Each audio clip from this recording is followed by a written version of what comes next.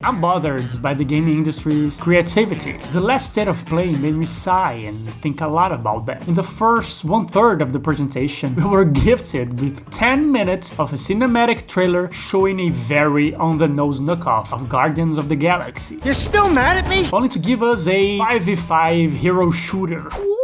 I'm going to kill myself and it's your fault! Not only did they copy one oversaturated formula that people already can't stand anymore, but two, that takes a lot of confidence to pull off. And usually, I'm not a negative type of person. Normally, I'd say, it's not for me, but people have worked hard to make it, so yeah, it's to their own. But yeah, officially, I'm sick of Overwatch types of games in almost every gaming presentation. And dude, I love some mind-numbing FPS multiplayer, but holy cow, it's all the time. It feels like nothing is original anymore, and every multiplayer that releases is either A, Battle Royale, B, Overwatch clone with some quirky characters, or C, a COD or Apex Legends style like that Ubisoft shit show. I'm reliving the same day over and over.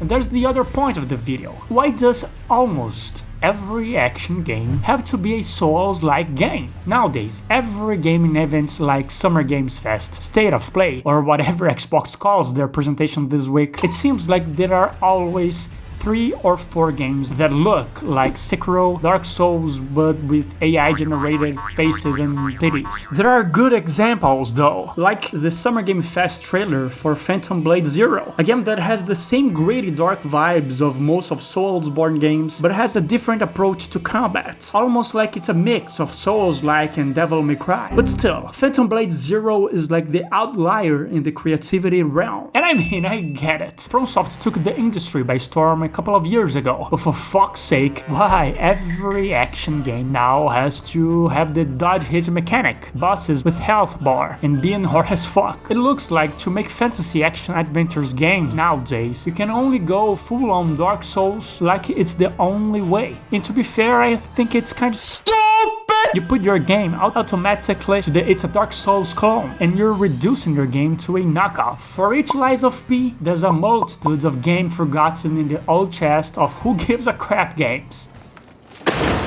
And that's sad, because a lot of them, if had a different approach to gameplay, would definitely stand out in the crowd and have better legs in the long run. Dark Souls was big, and made so many waves in the gaming landscape that it even created its own genre. That's great, and it's okay to use it to influence your games and to create your own art. But to me, it can become a problem in saturating the genre, the public and your audience. And in some cases, it's a cheap clutch to sell your game. Like, it's Dark Souls, but you're Sebastian.